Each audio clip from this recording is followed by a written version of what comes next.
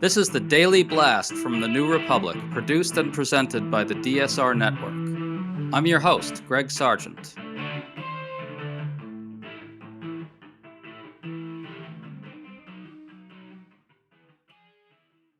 Donald Trump seems to sense that his power is ebbing.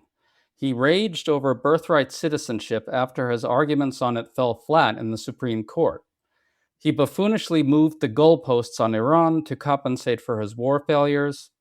He sustained many new losses in court, and his polling just took another huge dive. The through line to all this is as follows. Trump is trying to maximize presidential power like no one in recent memory, yet on one front after another, he's discovering that his powers have limits. One of the best out there at explaining how presidential power really works is Corey Brettschneider, author of several books on the topic. So we're talking to him about all this today. Corey, good to have you on. Pleasure, Greg, always. So let's start here. Trump has suddenly suffered a string of losses in court. A judge temporarily blocked his ballroom. Another judge ruled against Trump's executive order ending federal funding for NPR and PBS. Still another rejected his claim of presidential immunity over January 6th, allowing a lawsuit by police officers to continue. Corey, it seems like the connecting line in all this here is that Trump claimed all these excessive powers and has been told no. Is that more or less what happened? And what's your take on all these? Well, I think it remains to be seen what the Supreme Court is going to do or higher courts will do in these cases. But certainly for now, it does look like he's being stopped. And he's not being stopped by accident. These aren't just one-off cases. He has, as you said in your introduction, really threatened democracy itself and been doing nothing less than assaulting the other branches. Usurping, for instance, Congress's spending power, its power to make laws by ignoring so much of what it's done, ignoring prior court rulings and precedents in his executive orders. I know we'll get to that soon.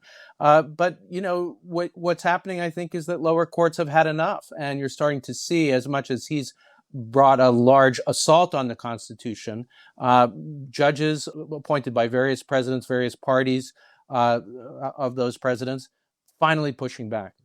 Well, I think also another connecting thread here is that the lower courts are really stepping up. This is a really important thing that they're doing. They're doing a ton of really important fact finding, which is illuminating a lot of difficult issues for people, which I find super helpful and very, very heartening to see.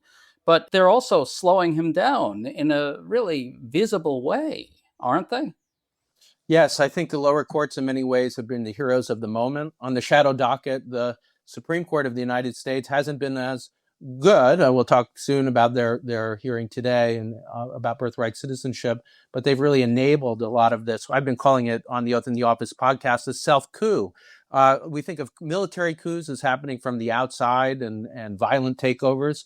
But in Latin American countries, we've often observed chief executives, presidents destroying the other branches and assuming a kind of dictatorial power. And that is, I think, what characterizes this assault on democracy by this president. Now, there is something slowing it down, although it hasn't, for the most part, been the Supreme Court. It's been lower courts and it's been citizens. And I think those two things feed each other. That what the lower courts do is they provide information to people like you and me. We're able to get that information out there. And then when we see no kings, it's not in response to nothing. It's in response to things that Trump has done that we learn about in part because the lower courts have taken a stand against him. So I think in the same way that citizens have been the heroes of the moment, it's also been these lower court, district court judges.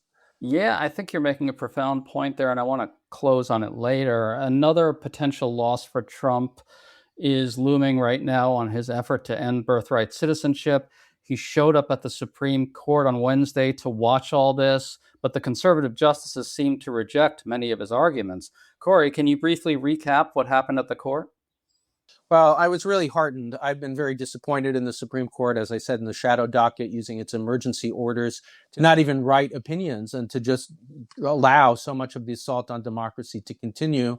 And today was, my mood is lifted because I saw conservative justices like Gorsuch really rip into the government's position. And I can't say enough, this is not a two sides issue.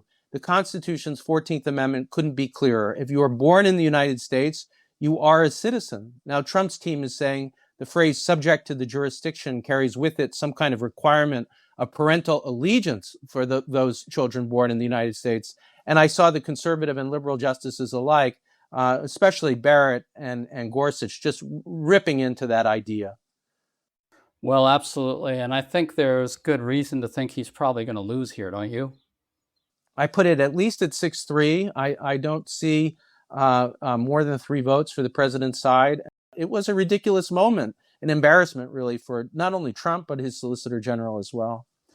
Well, all this got Trump very angry. He's very angry about a bunch of different things. Earlier this week, he started out by raging at the Supreme Court over the birthright citizenship case, calling the courts stupid.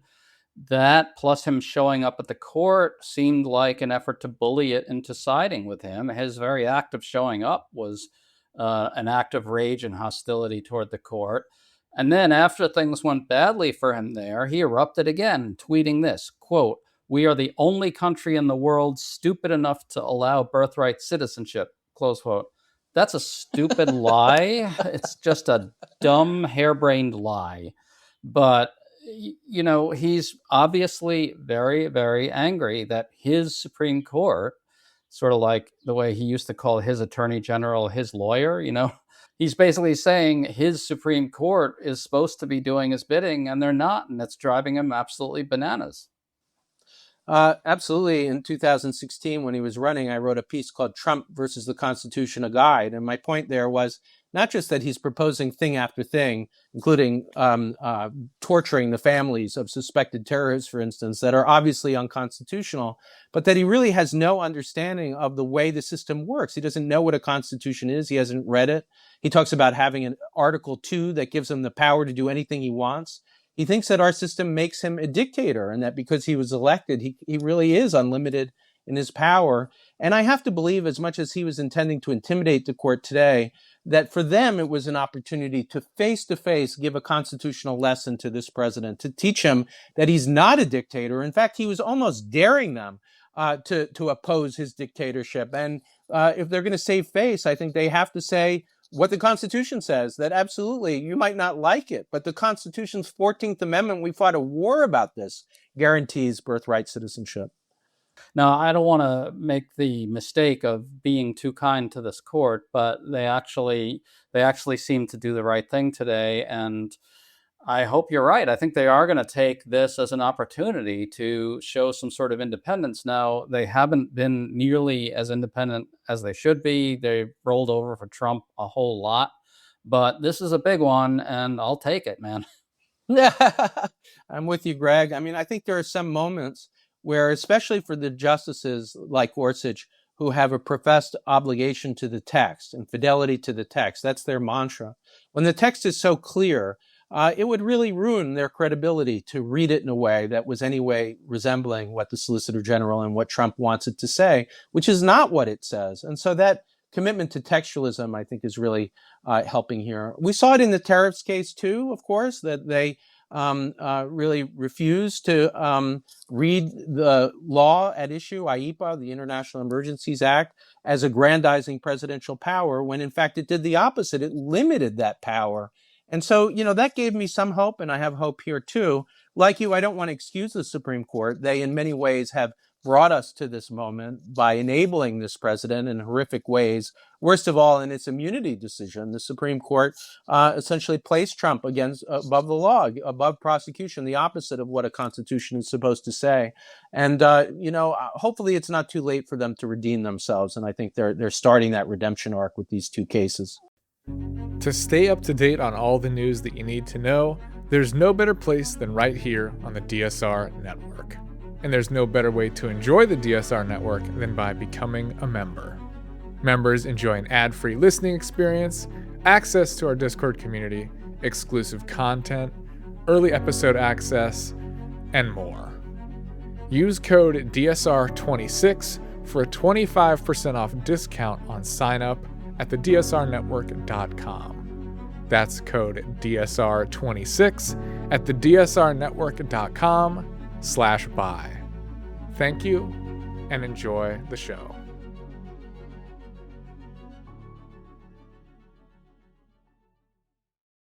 Well, let's hope it keeps going. On another front entirely, Trump is seething at our NATO allies for failing to help him reopen the Strait of Hormuz after he refused to consult them before launching his war with Iran.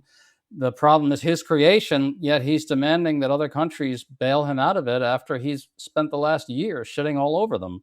He he told the Telegraph that he might pull out of NATO, saying it is, quote, beyond reconsideration, apparently meaning his deliberations are far along.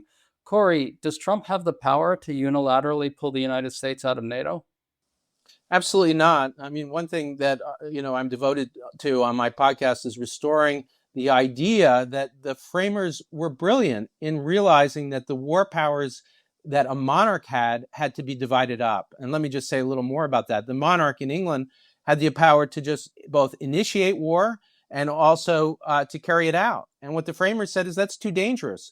We're going to give the power to initiate war to Congress, and it's going to require deliberation. We're going to need reasons for a war. The American people are going to have to hear that. And then, of course, they made the president commander in chief. And Trump has tried to usurp that, launching a unilateral war with no reasoning that we've been given. We don't know what the goals are here. And it really is an action that flies in the face of exactly what the framers were trying to prevent. Well, absolutely. And by the way, Trump is also now moving the goalposts on the Iran war. He doesn't appear to be ending Iran's possession of nuclear material. So he told Reuters in an interview that he doesn't care about it anymore because it's so far underground. He said, quote, I don't care about that. Now, that leaves me wondering, Corey, what achievement he's going to walk away from this war with. There is none that I can see. He's going to say he decapitated the regime and degraded the military. That last part is probably true, but we don't even know who's going to be in power long term. And the nuclear situation is going to be basically where it was before the war. Right. I mean, is he again bumping up against the limits of his power? I mean, keep in mind, Corey, when he started this, he dismissed the word of advisors who said, this could be kind of more difficult than you think. They talked about the Strait of Hormuz. They said that, that Iran might be more willing than one might think to try to bring the global economy to its knees that way. He just kind of dismissed it again because he just had this faith in his own strength and power, his ability to just bomb his way to anything or whatever the hell he thinks he was going to do. I think, again, you're seeing the limits of presidential power in a very graphic way here, aren't we? Yes, I would say on the one hand, doesn't have a sophisticated idea of power. He thinks, me, me, me. It's a kind of narcissist idea of power rather than to cooperate and to bring the global community on board. And you also saw him domestically refuse to even give us any reasons, much less bring Congress on board. And so I think that does weaken him. On the other hand, I would say that as much as I hope that's going to be the outcome, we're in a dangerous moment. He is the commander in chief. He does control the military, and that's both dangerous domestically as he tries to shut down civil liberties, and as he engaged, as much as he talks and rails against endless wars, he might have begun an endless war with no end in sight. And as much as his narcissism brought him into this, it also might keep him in it, and there might not be a way out. The Iranians see his weakness. They might continue it. And to save face, that's my worry. Also, we've talked about the danger of this self-coup. There's nowhere where that's clearer than in the war powers. And courts especially, despite the War Powers Act after Nixon meant to rein in the war powers, have really refused to stop presidents. So this isn't an instance in which we're going to see the courts stop him. And I don't think even Congress will stop him as much as they've got an obligation. They certainly should be trying, and they're failing terribly in their constitutional duty. But that's what worries me about this. Both domestically and internationally, he's making mistakes. He's showing signs that might lead to his own demise. But he also might win. And as much as we hope that he won't, this is not any office. It's an office with enormous power, and that's the danger of the moment. Well, I will tell you one area where he's not winning. It's in the court of public opinion, so to speak. We have an absolutely crushing new CNN poll. It finds his approval on the economy at an abysmal 31%. 27% say they approve of his handling of inflation, which is like the most important issue to most people right now. His overall approval is also in the toilet. It's at 35%. and 65% say Trump's policies have made the economy worse. That's the highest of his presidency. Corey, those are really terrible numbers, but it occurs to me that once again here, this is entangled with his sense of presidential power. Remember, the whole idea behind the tariffs was itself an enormous abuse of power and a very clear authoritarian act, an effort to completely railroad Congress in its power to tax and to usurp that power entirely for the presidency. He got rebuked on that by the Supreme Court. He's now trying to scramble his way out of it. And, all he ended up doing was throwing his weight around a little bit in confusing and haphazard ways that just ended up backfiring on him. I mean, hurting a lot of people in the process for sure. But here's yet another example of his sense of his own power being so crude and just so simplistic that he just stepped on another rake and stepped on another landmine, really, right? That's right. And, in his recklessness, he doesn't care about anyone's welfare except for his own, and doesn't care about anyone's well-being. He cares about his own popularity.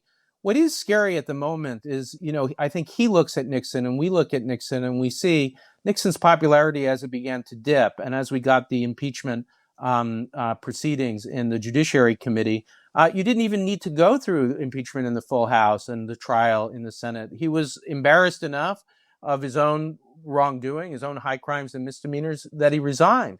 And Trump looks at that and he's shameless. He thinks this guy was a sucker. Why would he step down? And as his popularity dips, as hopefully in the next Congress, he faces impeachment for his variety of high crimes and misdemeanors. No question that trying to create a dictatorship is a giant high crime and misdemeanor. My worry is he won't step down, that he'll just continue to dig in. And that's what's so dangerous, because he is commander in chief. He does have control of, let's not forget, of course, what was supposed to be an immigration force, ICE, that he's turning into his own stormtrooper force to shut down civil liberties. And as he gets weaker and more erratic, he also potentially gets more dangerous. Well, let's recall, though, that he's actually had to scale back the use of paramilitary forces in cities and stuff like that. I actually take somewhat seriously these moves to kind of reorient ICE. I think we're now reading that the plan for prison camps is being reconsidered. I don't know what's going to happen there, but very, very plainly, the enormous outpouring of energy from incredibly heroic, ordinary people across the country has really put a break on one of the most authoritarian things that he has done. And I find that heartening. What do you think? Absolutely. I mean, what I talk about in my book, The Presidents and the People, is the idea that really it's not going to be courts that save us. It's not going to be Congress. It has been throughout American history, citizens fighting back. The newspaper editors who put John Adams on trial after he had them prosecuted for criticizing him. Frederick Douglass and the commitment to a democratic constitution over and above a court and a president who tried to shut him down. And we can go on throughout civil rights history and see these examples. We are seeing it both with No Kings and, importantly, as you say, in Minnesota, the protests and the heroic people who really risked their lives. It worked. It took 2 people to be murdered in front of all Americans, but it really is working. My worry is that we can't let up, that as he gets pushed back in each of these instances, he does back down. He has backed down with ICE. But the moment that he sees the opportunity to rise up again, to slap us back, he will, because he doesn't view his own power as limited. He believes that the Constitution gives him absolute authority. Let's not forget, this is a person who admires dictators and has said so repeatedly. So that's his dream, really. And his own narcissistic fantasy is the thing he cares about the most. Well, when he does that, we'll just stop him again. Just to close on an optimistic note, I want to return to a point that you raised earlier about the kind of interlocking of some different institutional aspects of the system in a way that's positive. You had mentioned that the lower courts, which are doing heroic work, sort of in fact finding and really putting the brakes on some of Trump's authoritarian abuses. We don't know what happens with the Supreme Court with those, but even in the interim, the lower courts are putting up a real buffer and slowing him down. And that kind of works in a positive way with the people. And this is something, you've written about, as you just mentioned. And so the people get more material to work with. And I think importantly here, Corey, the people get encouraged when they see the courts putting the brakes on Trump. They actually look at what's happening and they say, you know what? Our institutions aren't folding. I'm not going to fold. I'm not in this myself, the people say to themselves when they see this kind of thing. And can you talk a little bit about that to close out, like just how the performance, the good performance by our institutions in putting the brakes on Trump kind of feeds positive tendencies and energies among the people at large? Is that an important dynamic? And what do you think of it? Yeah, I mean, I'll begin with this brilliant phrase, "No kings," that has brought so many millions out into the streets. And to break it down, what it really is saying is what's happening here, what Trump is doing, isn't just immoral, it's illegal. It's a violation of a constitution of we the people. And what the courts are doing, the lower courts in each of these instances, is giving us examples. It is, I think, in the abstract, when I talk about a self-coup, even the rule of law, or even ideas like free speech and equal protection, it can sound abstract. But when you start to see his shutdown of political opponents, Comey and James, and the courts blocking that, when you see them restoring funding to groups like PBS and NPR, when you see his usurpation of power resisted, even if in the end the Supreme Court is going to take his side, we get energy by seeing that we're not making it up. We're not dreaming this attempted dictatorship. And that's what the fact-finding courts especially are great at showing us. And then, you and I are kindred spirits in that we're amplifying each week, each day, what's happening and using those lower courts to tell that story. And the energy that comes from it is fantastic. I am feeling so hopeful having gone to No Kings and seeing all of this. Well, I'll tell you what, the big story I take from this is we're not out of it yet, Corey. Absolutely. The fight's just beginning. Folks, if you enjoyed this conversation, check out Corey Brett Schneider's podcast, The Oath in the Office. Corey, pleasure to talk to you, man. Hang in there. Loved it, Greg. I'm happy to do it anytime.